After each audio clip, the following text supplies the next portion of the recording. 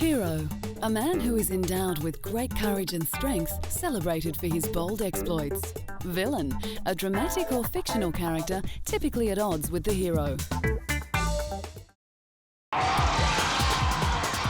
Attacking his victims supernaturally from within their own dreams and nightmares, Freddy Kruger was responsible for ensuring that no teenager would sleep through the night after watching A Nightmare on Elm Street. This is just a dream. He isn't real. He isn't real.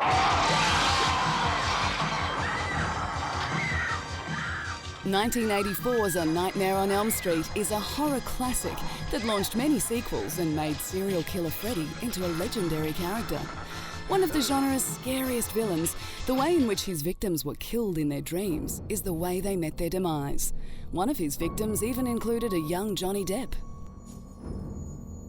2003 saw the ultimate showdown as Freddy joined forces with evil killer Jason Voorhees from Friday the 13th in the horror extravaganza Freddy vs. Jason. Welcome to my nightmare. With 17 sequels and over 1,700 corpses to their names, it had been 19 years since Freddy stalked Elm Street. In between, the classic horrors have descended into laughable plot lines, but horror fans are a forgiving lot and the demonic characters are still much loved.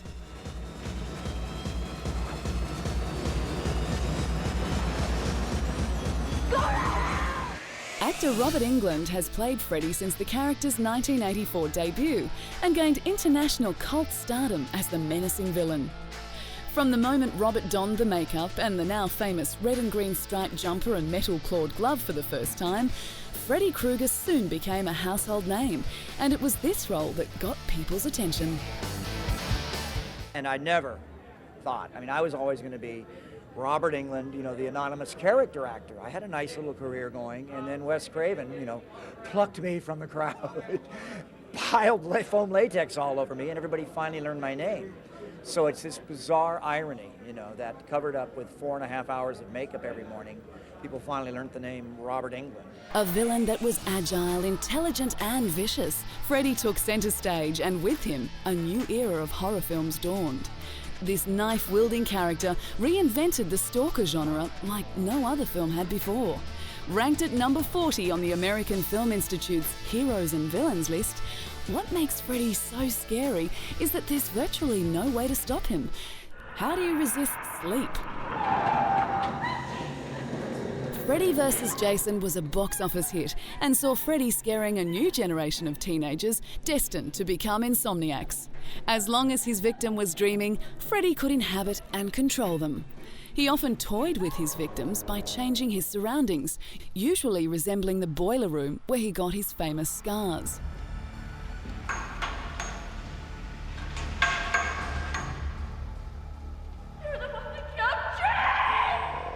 Don't worry about In this film, Jason is a little too enthusiastic about his work, and Freddy showed his displeasure with the machete-wielding giant stealing his thunder. I've got these dream kills. They're not counting them. He gets all his reality kills, but just because I kill somebody while they're having a nightmare, it don't count. Does that sound fair to you? Huh? Freddy vs. Jason once again revisits the residents of the area around Camp Crystal Lake. In order to defeat Freddy, parents locked away children who survived his wrath and gave them a drug that prevents dreaming. Freddy needs fear to bring him back to life, so he finds Jason in hell and tricks him into launching a new killing spree.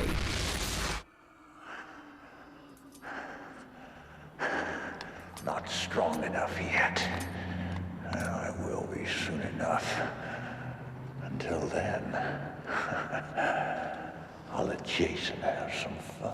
Decades since Freddy Krueger invaded the dreams of a generation to exact his deadly form of revenge and murder, he is still one of the scariest villains of all time.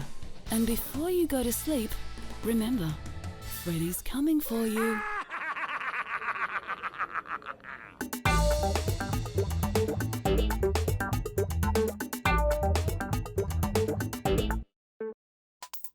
Has there ever been a hero more dashing than James Bond? The fictional British agent has been beating the bad guys and sending hearts aflutter for generations. And he does it all without even breaking a sweat. His combination of cool intelligence, lethal aggression, and sexual magnetism are the stuff of classic action heroes. And let's not forget, he has a license to kill. Every Bond film has it, the famous scene where 007 walks across the screen, turns and shoots at the camera. Bond. James Bond. Bond. James Bond. Bond. James. The famous introduction, Bond, James Bond, also became a popular catchphrase after it was first uttered by Sean Connery. Bond girls are also another institution. In the beginning, they served mostly as eye candy, but as the series progressed, they developed brains and skills, and often played key roles in helping Bond complete his missions. Gadgets, cars and car chases have always been as much a central ingredient to James Bond movies as the agent and his Bond girls themselves. Having driven just about every vehicle ever invented, Bond always has a wide variety of cars with which to battle his enemies, and they usually include weapons, anti-pursuit systems and other very important functions. While he probably could save the day all on his own, sometimes this hero needs a little help, and with all the exotic gadgets he's given on his missions, there really is no reason for him to fail.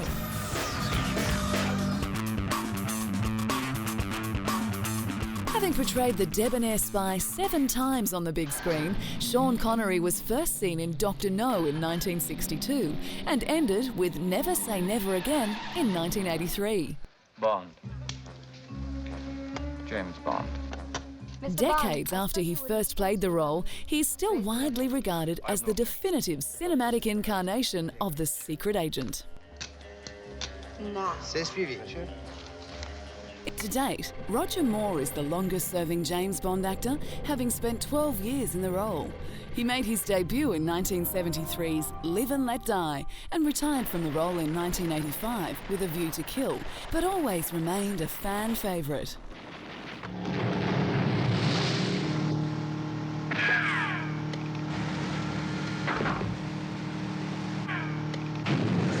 In between sipping martinis and chasing villains, Roger's Bond was light-hearted, and he often portrayed 007 as somewhat of a playboy, with tongue firmly in cheek.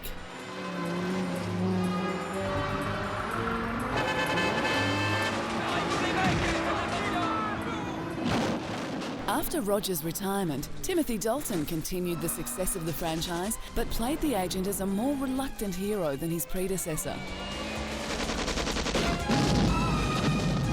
Pierce Brosnan got the license to kill in 1995 and landed the role that would be forever associated with him, turning him into a massive box office success.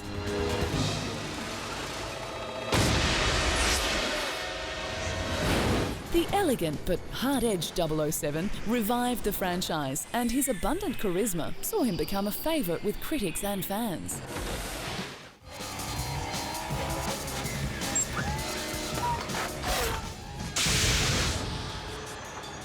British actor Daniel Craig became the first blonde Bond in 2006 when he replaced Pierce as the secret agent. But if you lose, our government will have directly financed terrorism. I will be keeping my eye on our government's money and off your perfectly formed house. You noticed. As the smoothest, sexiest, most lethal agent on Her Majesty's Secret Service, he received critical acclaim for his role in Casino Royale. Exceedingly suave and debonair, heroic James Bond never fails to stop the bad guy, while encountering a barrage of beautiful and seductive women along the way.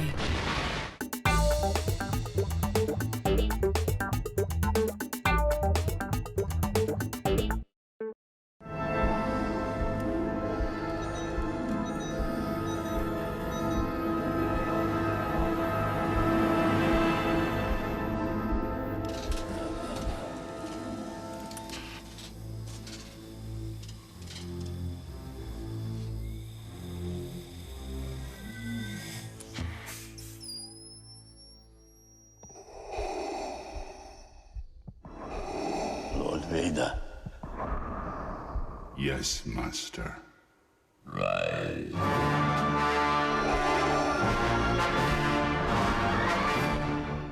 Who would have thought that when he began life as young Anakin Skywalker, that he would turn into one of the most iconic villains in movie history, the heavy-breathing, brutal enforcer of the Galactic Empire, Darth Vader. According to the Star Wars storyline, he began life as Anakin and was trained by the Jedi Master Obi-Wan Kenobi before being seduced by the dark side of the mystical Force. The original Star Wars trilogy tells of Darth Vader's battle against his son Luke Skywalker and the Rebel Alliance led by Princess Leia as he was ruthlessly trying to kill the Jedi to prevent them from thwarting the Empire. Join me. It is your destiny. Creator George Lucas argues that his villain does redeem himself by the series' end.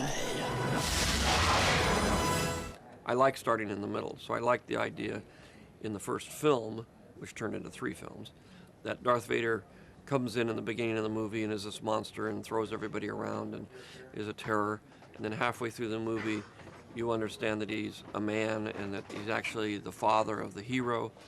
And then in the end, it's the monster that's the hero. And he's the one that's been redeemed through the example of his son. When it was revealed in The Empire Strikes Back that Vader was actually the father of young Jedi hero Luke Skywalker, Luke refused to succumb to the dark side, despite the family connection. Obi-Wan never told you what happened to your father. I am your father. He wasn't always a fearsome enforcer. He began life as Anakin Skywalker, a young slave skilled in piloting and unusually strong in the Force. The Jedi felt he may be the chosen one, an individual to fulfill a prophecy by bringing balance to the Force. As he gets older and grows in his power, he becomes arrogant and a danger to those around him. The boy has exceptional skills. His abilities have made him arrogant. Excuse me. I'm in charge of security here, milady. Attack of the Clones shows the start of Anakin's turn toward evil and the sinister dark side of the Force. Because his natural abilities placed him far above his peers, he developed into an arrogant loner during his years of Jedi training and rebels against Obi-Wan's authority, believing he's trying to hold him back. But we do not grant you the rank of master. What? Obi-Wan and the Council don't trust me. Learn to know the dark side of the Force, and you will achieve a power greater than any Jedi. Frustrated, Anakin turns to the evil Palpatine, who feeds his fragile ego with assurances that he will one day be the greatest Jedi in the galaxy. In Revenge of the Sith, Anakin is seduced to the dark side and transformed into evil warlord Darth Vader. Show no mercy. Who could have done this? Twisted by the dark side, young Skywalker has become.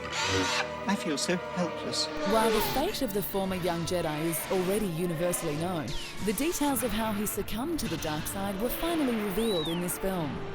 You were the chosen one! As he is fighting with his former master Obi-Wan, it is obvious he has been driven mad with power and is beyond redemption. A pop culture phenomenon, Vader's raspy and mechanical breathing resonated through theatres as he made black helmets and voice boxes cool. In the summer of 1977, when Darth Vader stepped out of a haze of smoke 5 minutes into a magical film called Star Wars, cinema's most popular villain had arrived.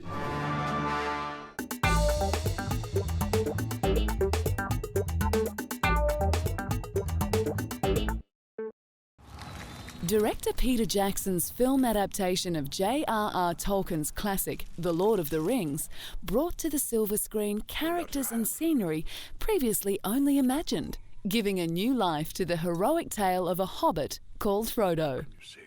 While he would go on to battle various villains, his real fight was resisting the temptation caused by a single gold ring. Nothing. There's nothing. Wait.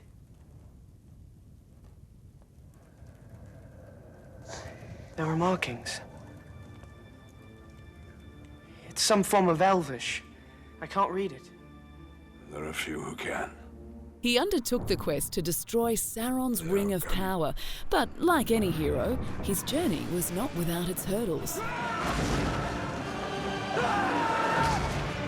We must turn back! No! Sean Astin, who played Sam, Frodo's courageous companion, found the character challenging. trying to have humor without being trite, and knowing that eventually the hobbits are going to become heroic in a sense, but not wanting to, not wanting to eliminate that possibility because you've kind of been goofy. I don't know. It's kind of a hard thing. The hobbits are they're a beautiful species, and yet they're also, tiny compared to the humans who are walking around. So it was just finding that balance, I think.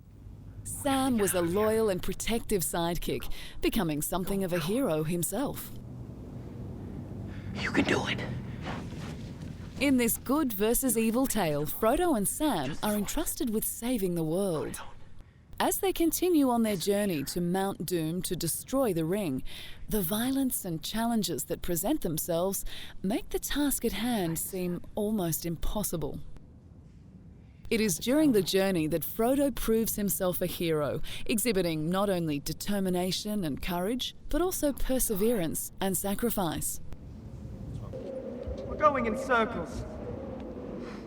While the films depart slightly from the literature on which they're based, they do stay true to the basic concepts.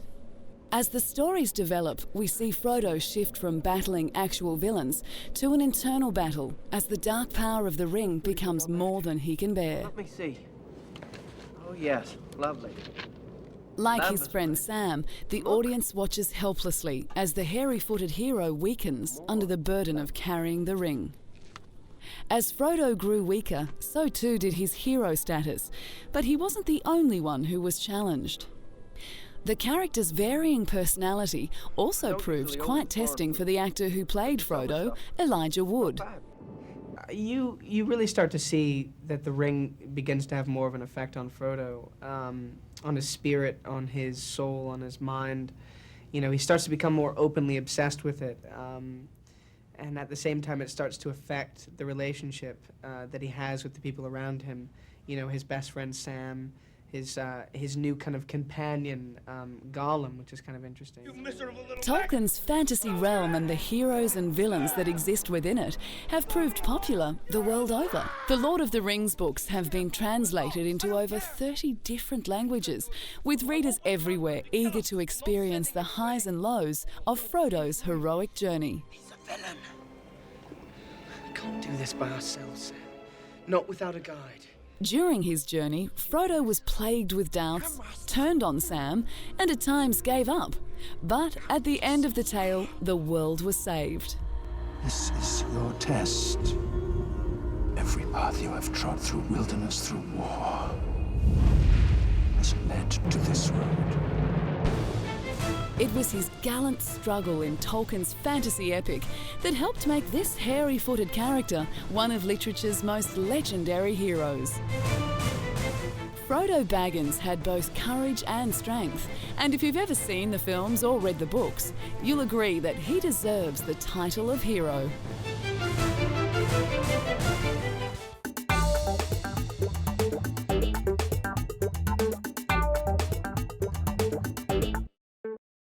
Than a speeding bullet.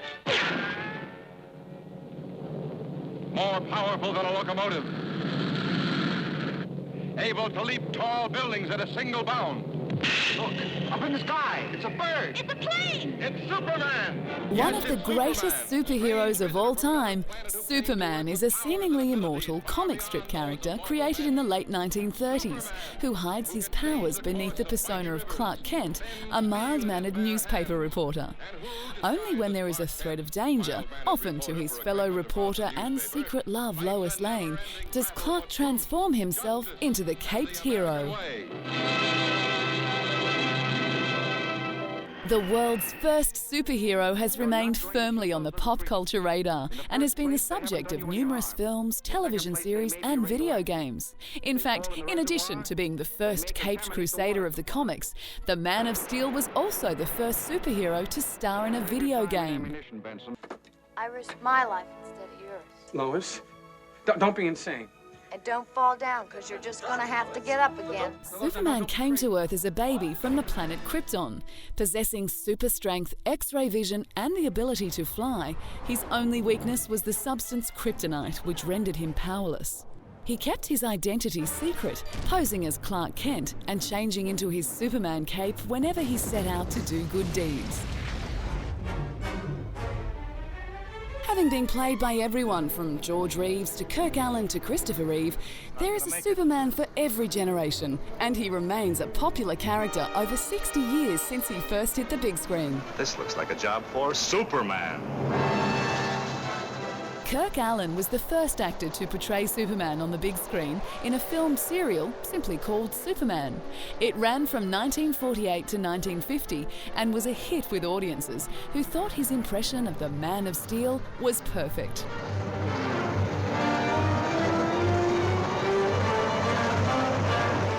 The superhero returned on television in 1993 with Lois and Clark, The New Adventures of Superman, starring Dean Cain as the Caped Crusader and Terry Hatcher as Lois Lane. Clark? I couldn't go through with it. I couldn't stay away. Let's just get out of here and go someplace where they'll never find us. Oh, yes, yes. Just as popular as Superman himself is his love interest Lois Lane. Like Superman's alter ego Clark Kent, she is a reporter for the Metropolis newspaper, The Daily Planet. Having been brought to the big screen by both Margot Kidder and Kate Bosworth, the love between the Man of Steel and Lois is a staple of all Superman films.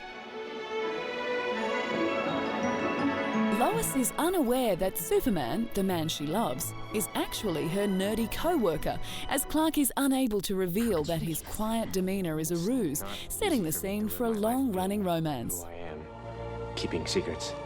The world doesn't need a savior, and neither do I. And where would the greatest superhero of all be without his nemesis? Lex Luthor is the ultimate villain and has been Superman's archenemy for most of the hero's existence. Come on, let me hear you say it just once. You're insane. No! No, the other thing. Superman will Wrong! The dual opposite, Lex is devoid of morals, and instead of harnessing his genius for good, he seizes power for his own benefit as he attempts to destroy Superman. Almost 20 years since the last installment of the Superman series hit the box office, the crime fighter was back in 2006 in Superman Returns, a new chapter in the saga of one of the world's most famous superheroes. Lois Lane is a mommy. But if you ask me, she's still in love with you-know-who. Does he still stand for truth, justice, all that stuff? No matter who wears the famous suit, Superman remains an enduring hero to each generation.